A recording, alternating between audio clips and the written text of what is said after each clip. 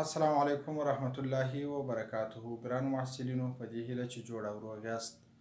د پولرایزیشن یا قطبي کېدلو اړوند نن د مالوس پر قانون باندې بحث ترسره کوو. مالوس یو فزیکي عالم دی چې د هم د پولرایزیشن په برخه کې کار کړی دی او همدارنګه یو قانون یې په لاس راوړی دی چې د ده په نامه سره یادیږي.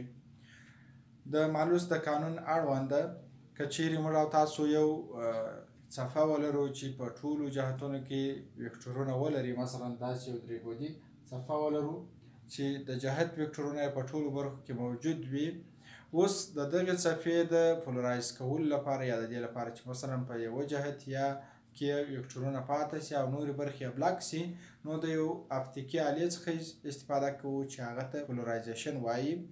دغه مخکې چې موږ او تاسو د صفحې په مخکې موږ او تاسو کوم وسیله ایښې ده چې دلته په منځ کې یو لاره لري چې هغه یوازې په دغه استقامت کې صفحې ته اجازه ورکوي چې ځینې تېره شي او په نورو برخو کې صفحه بلک کوي. دې ته پولرایزیشن وایي. دا پولرایزیشن مو د دې لپاره ایښی دی چې د نورو برخو وکتورونه یا په کومو نورو جهتونو کې چې وکتورونه قرار لري هغه باید بلک سي. یوازې د پولرایزیشن د لارې په استقامت چې کوم وکتورونه قرار لري هغه باید پاته سي او د دغه لارې څخه ووځي. کله چې د دې لارې څخه ووځي نو یوه څپه تولیدېږي چې په دې استقامت کې قرار لري. اوس د دې څپې په مقابل کې یو بله وسیله اپتیکي وسیله چې انالایزر نومیږي. انالایزر ایږدو.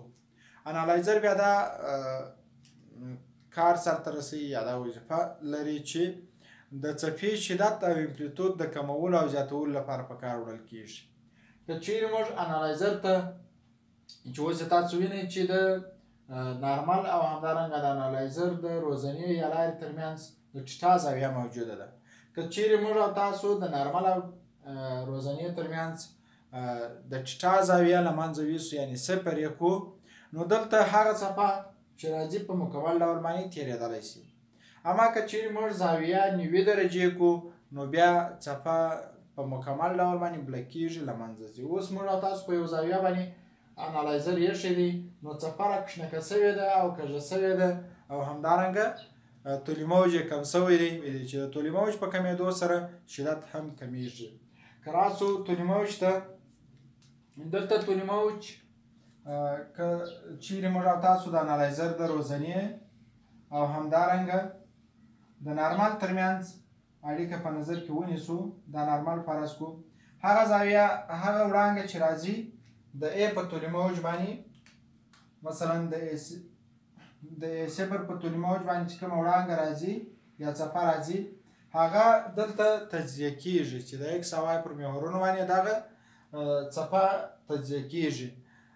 چې اوس موږ او تاسو چې کومه څپه په کار ده هغه د ایکس د محور په جهت کې په لاس راځي یا د ایکس مرکبه ده، چې دا د ایکس مرکبه موږ کولی شو چې د ټیټا زاویې د کوسین مرکبې په اساس باندې په لاس راوړو چې دا مرکبه مساوي کېږي ای مساوي کېږي ای صفر وبخښئ ای صفر ضرب د کوسین ټیټا سره مساوي کېږي.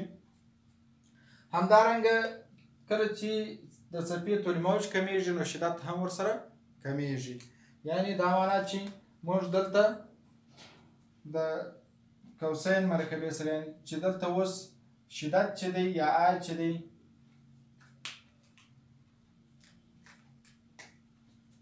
آی یا شدت چې دی دا متناسب دی د ای مربع سره یا د امپلیتود د مربع سره ای صفر مربع سره، مثلا د امپلیتود د مربع سره متناسب دی.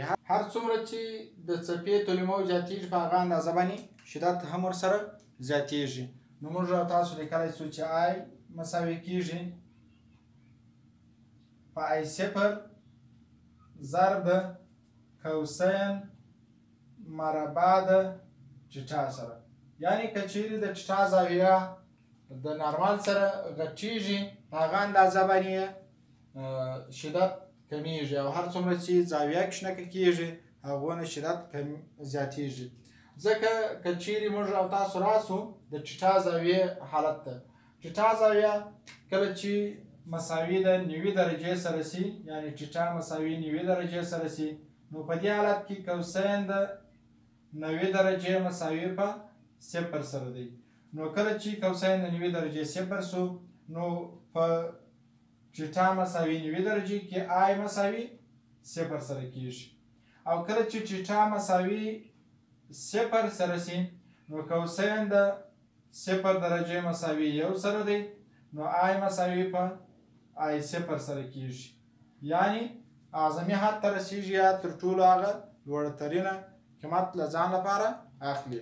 نو دلته د دغه ټیټا زاویې پراخوالی او کموالی ډیر مهم دی. که چیرې موږ یې 0 کړو، نو هغه څپه چې د پولرایزیشن څخه په کم اندازه باندې په کم شدت او طول موج باندې تېره سوې ده، هغه به د انالایزر څخه هم په هغه ډول باندې تېره شي. او که چیرې موږ زاویه غټه کړو د نارماله سره، نو دلته هغه څپه چې د پولرایزیشن څخه تېرېږي، د هغه موږ کولی شو چې راکمه یې کړو، یعنې مقدار یې یو څه کم کړو.